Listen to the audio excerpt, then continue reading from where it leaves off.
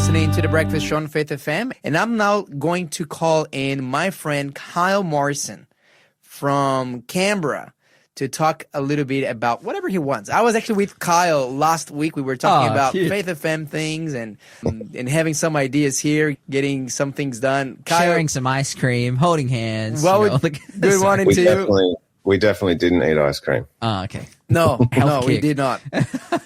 Kyle, good morning to you, my friend. What would you like to talk about this morning?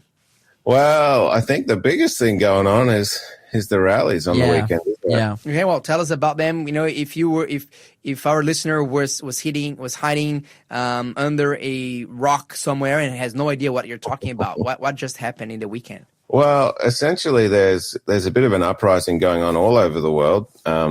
I saw a post yesterday, and it had 8 major Western countries where people are out on the streets protesting over Sunday, and the main thing is they're protesting against illegal immigration or mass immigration or uncontrolled, or let's say unvoted for immigration. Because in Australia, it's been 1,500 people every single day. Now, I don't know about you guys, but I pay far more rent than I would like to pay. Yeah, true. You guys probably both own your houses, so you don't have this. No. I mean, I don't. I'm in the game. I'm recently in the game. Yeah, there's a big pressure, particularly in the rental market, and part of the items of that equation is an excess of an influx of people. So, what are these? So, where did these marches happen, and what did they want? Well, basically, all of the major cities had some form of marching. But so here's the thing: that the media, the media is trying to tell you one thing. The people are trying to tell you another thing, usually, and it's all really getting a bit messy. So basically, the media are saying that there's neo-Nazis, there's racists, there's all these kinds of people marching with the regular people, but they definitely highlight, let's say, the 1 or the 2% of crazies in the bunch to try and make you feel as though you're a crazy if you go and join them. They're essentially trying to give you a narrative that's not necessarily true because that's the most extreme part, that's the most interesting part of the story, that's most likely to get someone's attention. But I think what's fascinating when you see one of these posts on social media by a news company where they're trying to feed you a narrative that everybody knows or most people know is wrong. Click on the comments and actually have a read. And many of these news companies are getting torched in the comments for being so ridiculous and so misleading and so false. The majority of people have woken up to the fact and they're actually calling them out for it, but they just don't care. They're going to keep sharing these misleading labels and narratives about what's actually happening. And this is the thing, like, again, the central message of the protest, and I think a lot of people that were there were like, hey, like mass immigration isn't, or illegal immigration. Like, illegal immigration is illegal according to the laws of your country, and that's fair. Mass immigration might be something that you don't like because, raises prices and various things like that. That is an opinion that you're allowed to have. And, we're living in a protest culture where, last week it was another opinion that people are allowed to have. Unfortunately, what we're seeing here in both of these sides of opinions that people are allowed to have and have freedom to march under, the coverage is coming of it. Like, at these, for example, at the Palestine protest in Sydney, the Sydney Harbour Bridge March, there are people holding Hamas flags, there are people holding Taliban flags, there are people burning the Australian flag, there are people holding up posters of the Iranian Supreme Leader who is on record saying, I'm going to destroy America, I'm going to destroy the UK, I'm going to destroy their allies, I hate them. We need to, like destroy all these countries because they're not Islamic. Like, this is the the extreme was also present at the protests of this other group of people, yet not highlighted in at all. In fact, obscured. So what was normally emphasized in these cases is actually that this is just the minority, and that the vast majority of people just protesting against evil and corruption. And we're seeing the opposite. It's the opposite. Yeah. Well, they said that in the US as well. They said Donald Trump will never be the president. These are just a few crazy little people, and No, actually, it turns out it's more than half the country that actually think this way. And the media would like you to think. The media would like to brainwash you to consider that this is just a small group and let's stick with the party line and let's just do what the TV tells us to do. But it's not really working anymore. And all around the world, we're seeing this globalism. This is essentially comes back to globalism versus nationalism. This is not working. This is failing. Everybody is starting to, well, not everybody, but I'd say most people are starting to wake up to it.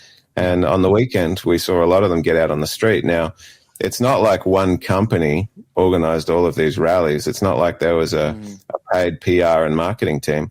So, yeah, there's a ton of confusion. There's a ton of different interest groups getting involved. There's all these different factions where everybody wants to be heard, and now's a good opportunity to get out and march and do something with the flag.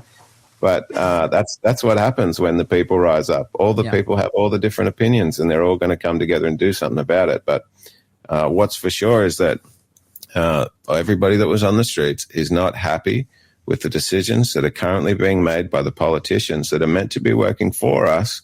Well, everybody on the street is out there saying, you're actually not doing a great job and we want you to do something different. Yeah, absolutely.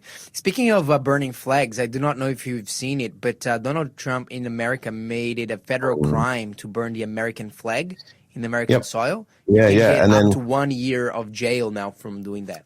Well, yeah, he's saying not even up to, he's saying definitely 1 year. But what's interesting is straight after he announced that, they had somebody go and burn a flag in front of the White House, so they went and arrested him. They didn't charge him with burning a flag. They charged him with starting a fire in a public place, and then they charged him with that. So I wouldn't be surprised if this is a little bit of chess going on, and he's not actually interested in just putting flag burners in jail for a year. He's actually baiting them a little bit to come and show just how much they dislike America. And they'll charge them on other things because, essentially the flag itself and burning that, if that got taken all the way to the Supreme Court, it probably wouldn't hold any water. But he's actually wanting people to show, hey, if you dislike America, here's your way to show it, and let's battle this out in the legal system. But I think that's actually just a bit of bait for the fish, that one. Interesting. Speaking of which, I do not know, but there has been quite an online uproar, Kyle. I do not know if you've seen it. And people are asking, where is Donald Trump? And some people are suggesting that, Donald Trump is not even alive anymore. Have you seen anything like that before? Is that any credence to that conspiracy theory? Well, I saw that about Joe Biden as well, because one day he came out, he was 6 inches than he usually is taller. So people have been speculating this for a long time. There's actually something called, is it Comcast, or I was just seeing it the other night. There's actually this casting agency originally set up by Scientology, and it's something that they use regularly, the CIA apparently. Basically, it's a casting agency where they can get a body double for anyone, anytime, and they can create a crowd, they can create a riot, they can, instantly form whatever they need to make the narrative true. So I don't believe it about Donald Trump. I think you'll notice when he had a medical, what was the actual diagnosis? He had some very minor medical thing that most 76-year-olds have. Yes. Or however old he is. They released it actually instantly on the same day. And I think they're actually trying to show transparency as opposed to the previous administration where everybody could see that there was mental decline. Yet they withheld that information until after he was out of office. And then they announced, he's actually got bone cancer as well. Well, you could have figured that out with a blood test, but you didn't want to tell anybody about that. So I think they're going for transparency and not hiding things. I'd suggest he's probably not dead, but it's definitely a good rumor that's been used for many other high-profile figures. That's right. So people are spreading the rumors. There have been some other news saying that he has been seen. He's just taking a break. He's just taking holidays, and apparently even presidents need to take a break as well. Even the president of the United States. Kyle, what else is making the rounds in international news that you think it's worthwhile the listeners' attention? Well, I haven't. Have you seen the Desi Friedman manhunt? Yeah. And that's not so much international, but yeah, one of the stories there that I've just seen, and 9 out of 10, this is definitely just a dirty rumor that's not true, but there's people even suggesting that they already shot and killed Desi in the first shootout, and that they were using this sovereign citizen concept as a way of dissuading people, trying to persuade people not to go to these rallies, because anybody who suggests that they're a sovereign citizen is crazy, and that you don't want to be crazy like them, and this crazy gunman's still on the loose, and don't be crazy. So it'll be interesting to see where Desi is. I actually drove past Mount Buffalo on my way down to Melbourne here the other day, and I gave my friend a ring, and he told me not to stop the car, don't wait in the area.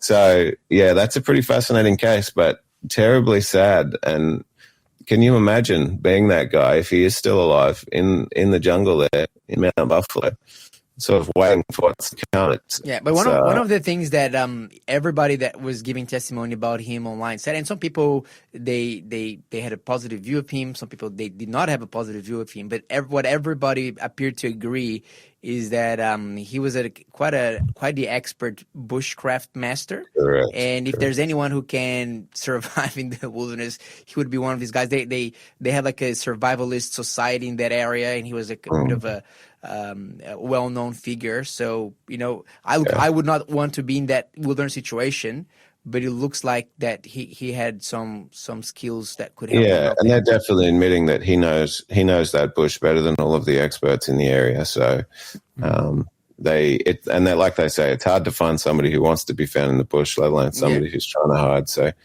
yeah, that's definitely an interesting one to watch. And I don't think there's any threat to society. This guy's not a crazy who's out to shoot people. If he was, he would have been shooting people already. But it was in response to 10 police officers showing up on his door to serve a warrant. And he obviously, he must have smelt that was coming. Yeah. And he was prepared, and he didn't want to go to jail. So he's taken a different path, unfortunately. So what else has been going on the news? Is the United States preparing to invade Venezuela? What's the deal there? Have you been following some of these part of the news, Kyle? It's a wonderful story. I haven't followed up on that one specifically. But he's shown to be a president of peace. If he does start a war, it's not going to be one with a lot of death. I think it's going to be something to do with the art of the deal, where he forces somebody into a situation where they have no chance but to agree. But no, I haven't gone deep into that story. The one that I actually have seen, the Polish millionaire CEO who snatched a hat off the child. Yes, let's talk about that one. And I think, really the lesson from all of this, well, I guess the story first, then the lesson. Yeah. There's a famous tennis player, I can't even remember who it was here, but the famous tennis player is trying to give his hat to a child in the stands while he's signing other things. And there's a guy standing next to the child who basically snatches the hat before the kid has a proper grasp. He stuffs it in his bag and he thinks he's gotten away with it. Unfortunately, somebody's always watching, and this is true in a spiritual sense and a biblical sense. Somebody is always watching. But here on a national stage, this guy has been seen on camera stealing things from kids, and his business is actually taking a dive because people have figured out who this guy is. They're boycotting his company. They're boycotting his company. And so be sure your sins will find you out. You can't do things at a tennis stand, and you can't do things in private. Your sins will always find you out. And so that one's worth considering as you go about your day. And I looked at actually for the boy, and I think that there's another lesson there, that sometimes God is able to transform curses into blessings, because that tennis player, the famous tennis player, who gave the cap to the boy, he later on arranged a private meeting with the boy. They hang out together, and the boy got a new cap straight from the hands of the tennis player. That's awesome. Kyle, thank you so much. Thanks for bringing us some of the updates about what's going on, what are people talking about.